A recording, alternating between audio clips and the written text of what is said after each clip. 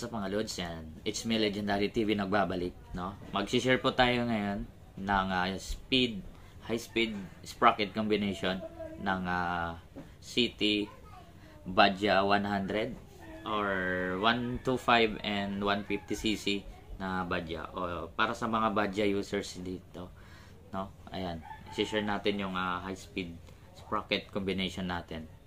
So yun mga Lods, no, bago ang lahat, syempre hinihikayat kitang mag-subscribe, hit mo yung bell button para lagi kang updated sa new video natin.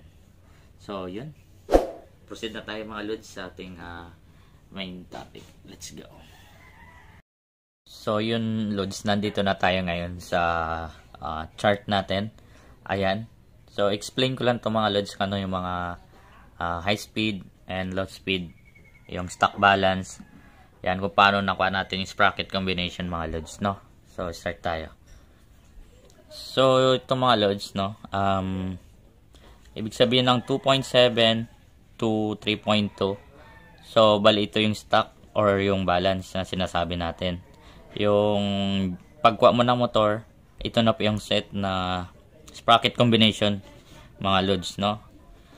Ayan.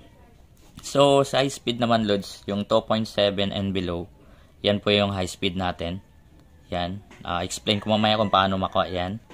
So, ang 3.2 above, yan yung low speed. O tinatawag na ginagamit nilang pangpasada. Yung mga sprocket combination ng mga malalaking sprocket. Gaya ng mga pang tricycle. Ayan. So, mga Lods, kung paano nakuha itong yung sprocket combination, no? Yung sprocket natin na rear sprocket, divide lang natin dun sa engine sprocket natin. Bali yung ito na yung sagot. Bali yan na sprocket combination. Ayan. So kung magbubuo ka ng mga Lods, no, ng mga sprocket combination, kung naguguluhan ka, ayan, pwede nyo pong gamitin tong sukat na to, ay yung formula na to mga Lods. Okay, so ito mga Lods, yung range natin 2.7 to 3.2. yan, ito yung range natin. Ito yung stock.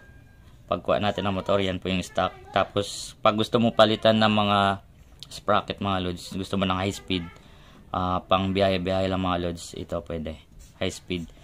So kung pang pasada mga Lods, dito tayo sa low speed, no? Yan. So magbibigay po ako ng example para sa high speed combination mga Lods, no? Ayan, pwede nyo pong i-apply or gawin sa inyong mga motor.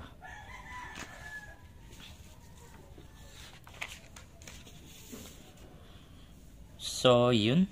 So ang ang pausapan natin mga Lods about sa Kawasaki Badja 100cc, 125cc hanggang sa 150cc na may high speed sprocket combination po mga Lods, no? Ayan, pwede din po kayo magkuha ng calculator para sundan nyo po yung computation natin dito sa mga example natin ng mga sprocket combination mga Lods. So yun, number 1, start na tayo mga Lods, no? So may example ako dito para sa high speed combination ng Badja natin. Ayan, number 1 natin ay 38 teeth. Combination natin ng 14 teeth. Bali may 2.7 or 2.71. Yan mga Lods. So pasok pa rin doon sa high speed natin. So next natin, number 2 mga Lods, combination natin 38 teeth. Paparesan natin ng 15 teeth, bale 2.53. yan. So mga Lods, ayan, pasok yan, no? 2.7 below ay pasok sa high speed natin mga Lods. Sa mga gusto mga waswasan ng mga takbo, ayan mga Lods, no? May tips na po kayo kung paano sprocket combination natin. So yun, number 3 natin mga Lods, no? 36 teeth, combination natin ng 14, bali 2.57 mga Lods. So yun, pasok sa ating high speed. So next natin mga Lods, 36 teeth, combination natin ng 15, bali 2.4. ayan, medyo mas mabilis yan mga Lods. Ayan, ito mga Lods ay yung 38 to 36 na sprocket, rear sprocket mga Lods, no? Kaya ka pong iahon nito sa paakyat, no? kahit na Tresera, kaya yan mga lods. Saka medyo ma-vibrate lang to mga lods kasi medyo malaki pa itong mga sprocket combination na to mga lods, no? So next natin mga lods ay 34 teeth combination natin ng 14, no? 14 teeth, bali 2.42. Ayan. Next natin mga lods ay 34 teeth and combination natin ng 15, bali meron siyang 2.26. So high acceleration ito mga lods, no? Bakbakan piga ito mga lods sa streetan pagbibigyan ka ng sprocket combination na to. At the same time less vibration po sa makina natin dahil medyo maliit po siya. Ayan. Next natin mga lods ay 32 combination natin ng 14, meron tayong tong 2.28. And number 8 natin example 32 teeth combination natin ng 15, bali 2.13. So ito mga lods, itong apat na ito, yan, take note lang, no? Tapos ito kasi mga lods, medyo hirapin to sa akyatin kasi medyo maliit na yung sprocket natin dito. Pero pagdating dito sa streetan mga lods, walang halos vibrate yung makina natin, no? Tahimik yung makina natin dito mga lods dahil maliit yung sprocket natin dahil sa high speed. So ayan, lahat naman ito mga lods makakuha mo yung top speed mo pagdating dito sa high speed sprocket combination natin.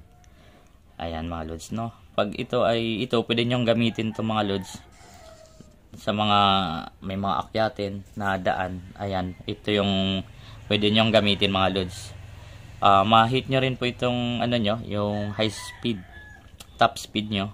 Ayan, sa sprocket na to, pero maganda rin to sa akyatin. Ma-vibrate lang ito mga lods, konting may vibrate to. Ito naman ay less vibration dito sa makina, pero hirapin sa akyatin pa yan mga lods. Yan ang pinagkaiba ng dalawang sprocket combination pa. So hanggang dito na lang mga lods yung ating video, no? Sana may nakuha po kayong tips, aral doon sa ating sprocket combination na ibinigay natin kanina, mga example, no? Ayan, pwede nyo po i-apply sa inyong mga motor at subukan po mga lods. I'm sure being satisfied po ka dyan sa sprocket combination na binigay ko sa inyo dahil subukan na yung mga lods, no? Ayan. Yan, bawal lahat syempre mga lods, no? Kung may natutunan ka man dito, hinikayat kitang mag-subscribe. Hit mo yung bell button para laging updated sa next video natin. So yung mga lods, laging ingatan, no? Ride safe lang po sa ating lahat. Syempre, tiwala lang sa taas. Pray lang bago mag-rides. Ayan. Yan lang mga lods. Ingat po sa inyo lahat. Thank you.